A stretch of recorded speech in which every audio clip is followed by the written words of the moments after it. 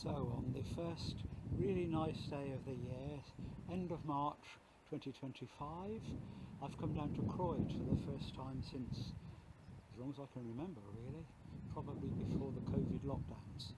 And I've walked out here to Baggy Point, just had a nice cup of coffee in the tea shop of the National Trust, and I'm going to walk out towards the end of the point here now.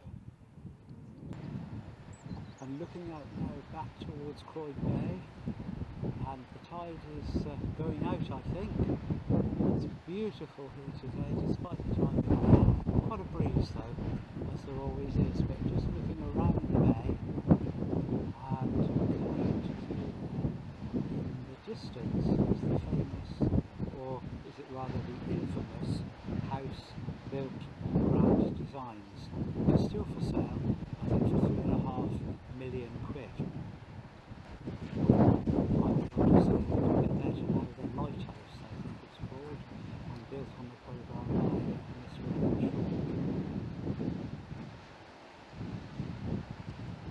Looking ahead, here is the path which I'm going to follow out towards the end of Baggy Point, and you might just in the distance be able to see Lundy Island. The wind is getting up and I almost lost the camera when I flew a moment ago. But you can hear, you can see and you can smell the city. They're just building a brand new house behind where I'm standing, and what a place to live.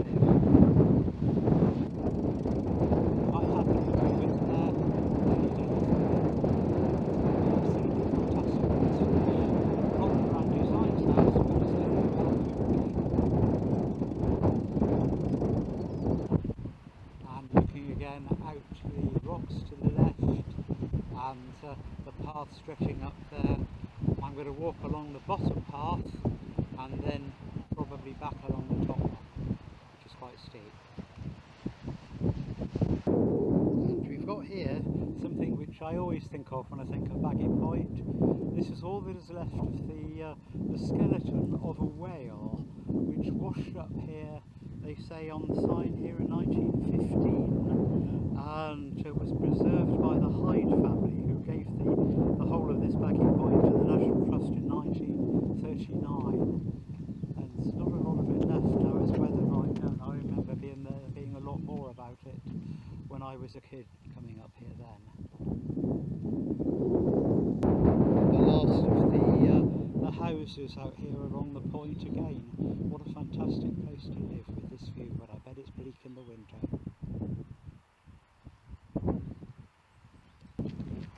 Quite a few people out here today. The weather forecast this morning was saying it was going to be hotter here than in Barcelona or Malaga, and maybe they're right. I'm just wearing a thin top here and I'm feeling quite warm, probably with the stress of carrying this heavy camera, but it really is beautiful.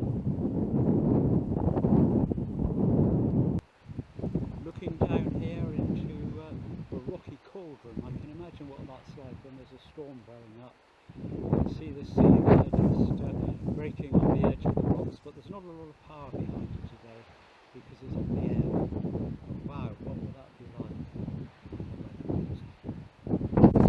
I'm just looking around towards the end of the point. You can't see the end of it from this point, but it's we're about, I don't know, a third of the way along, I guess, and you can see how many people there are already at such an early time of the year. And through here, a tunnel of trees, somebody just coming through, I think. That'll be lovely in a few weeks when all the leaves are out.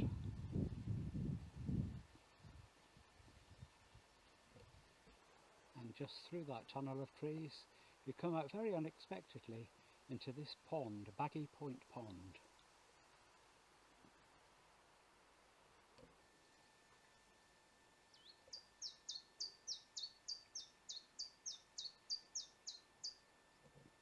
And now we come on to the area of the point proper through this gateway. No cycling, it says. Well, I think later on as you come through, you'll see why nobody in their right mind would want to cycle there unless you want to fall 50 feet down into the sea. And here we are, Baggy Point, half a mile in either direction. I'm going to go along the lower path here and we'll come down on the one here to the right. A much steeper way coming home, go actually over the top of the hill. And we'll see how we do with that in a minute with all the way to this gear. The way we're going to head is straight ahead, and again in the top right of the image there you can just faintly see Lundy Island. The old legend goes that if you can see Lundy Island, it's going to rain. If you can't see Lundy Island, it's raining. That's one of the shortcuts now. One of the reasons you don't want to be cycling is control.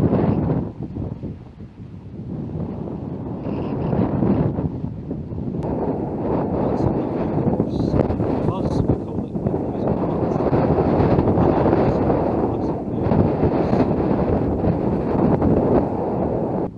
just here turning around and looking back the way we've come.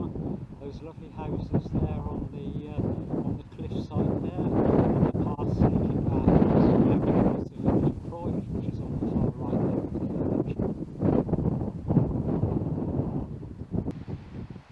And looking back around the coast again there, just sticking out like a bit of a monstrous carbuncle there, you can see the modern house, which is the one which is still for sale after years ago on Prime Designs.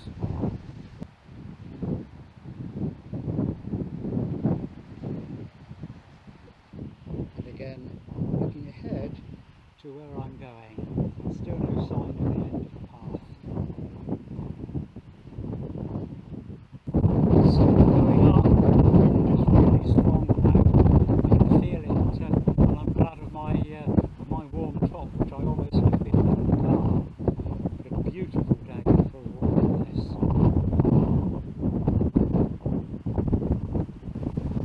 See it breaking up the rocks there on the edge of the point. A lot stronger than that when we get up to the end, I guess.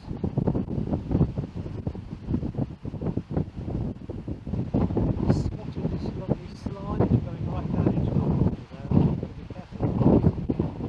Reminded me of the Knickerbocker breaker which Roger slid down on Swallowdale in the Arthur Ransom book. Could be great fun.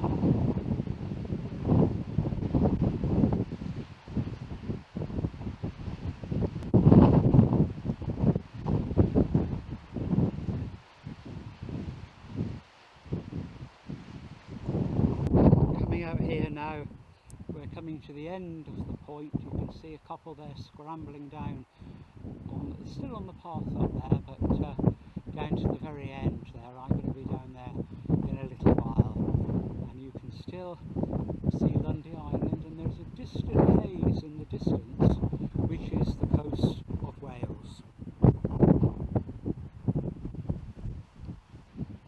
I'm almost out at the end here. You can see a couple scrambling up over right down to lean over the cliff and look down into the water.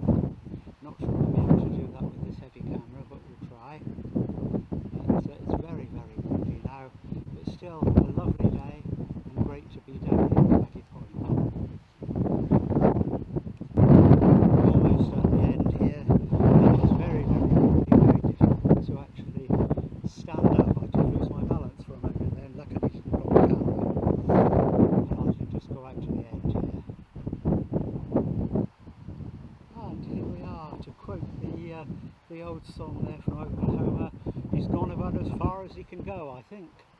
You can see Lundy Island there in the distance, and the path down to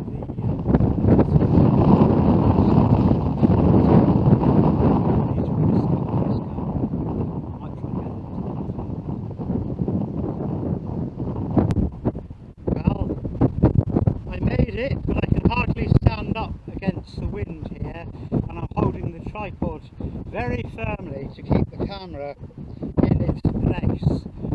The end of Baggy Point. There we are, seeing right across the open Atlantic Ocean, and there on the left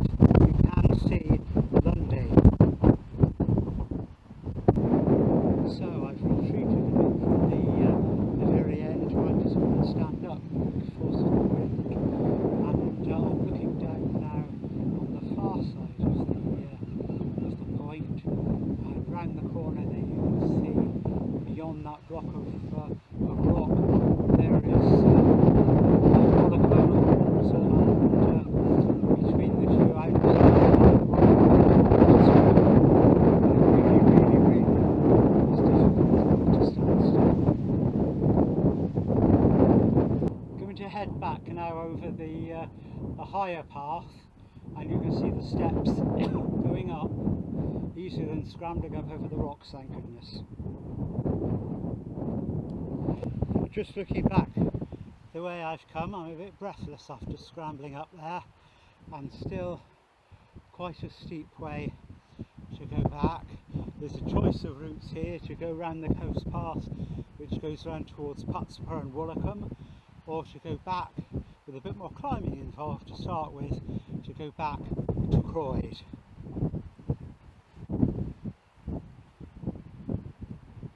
There's a seat up here which is very, very welcome. I'm going to take 5 minutes here, having just climbed up that steep slope, and I'm looking out there, and in the distance I can see Lundy Island.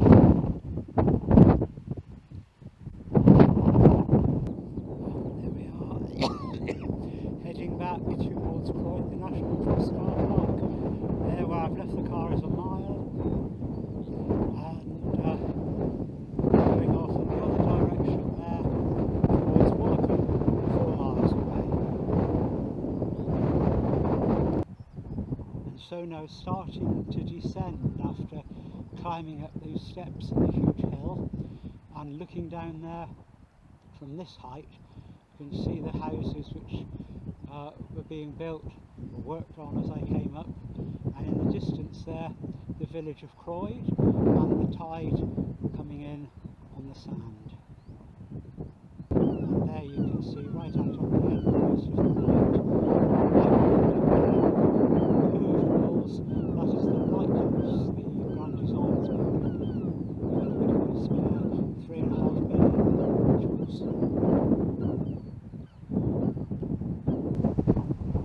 And the last steep descent now coming up, you can see the houses very, very close. The wind is still incredibly strong, and it's very difficult to walk against it, but soon you should get a bit of shelter. Well, I'm down on the beach at Croyde, and it's been the last couple of hours very eventful, and not exactly how I planned the end of the walk. I'm sounding a bit unsteady, but after the last shot up on the top of Baggy Point there, I began to feel very, very faint, and I had a diabetic incident and fell, unable to stop myself, onto my back into a bramble bush. Now I wonder what Dave Allen would have made of that, and I'm sure he would have made a good sketch, but I was there stuck, caught in the brambles, with my camera thankfully beside me and not hurt. And luckily a couple came by after a few minutes and helped me out of the bramble bush. My face has got various scratches on it over my hands and my arms, but I'm not hurt. I was very unsteady, and another lady with a young son came by and helped me with some sugary sweets, and the original couple who stopped were very, very kind, and they helped me with the gentleman carrying my camera and the lady holding my arm, and I managed to, as my feeling sort of came back with to the sugar tablets, I was able to walk down very, very slowly the remaining half a mile or so to get down into the car. We walked past a little surf shop, and a chap came out and very kindly made me a cup of tea, all of which has helped. When I got back into the car, I checked my blood sugar, it was 4. Now it hasn't been that low for as long as I can remember, but I no longer feel so woozy, and I have been able now to just walk a couple of 100 yards down here onto the beach, and I'm going to rest here for an hour or so. The sun's beginning to go down, but I'll rest here before I go home. I'll check that my blood sugars are adequate before I try to drive again. So, something of an eventful end of the day. And so the tide is coming in, and I'm resting down here on the rocks with the camera balanced on a rock.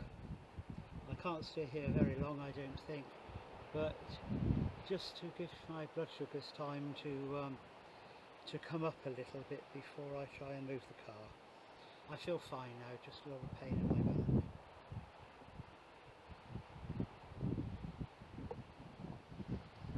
And from the beach level, centre screen there, you can see the lighthouse, the Grand Designs building.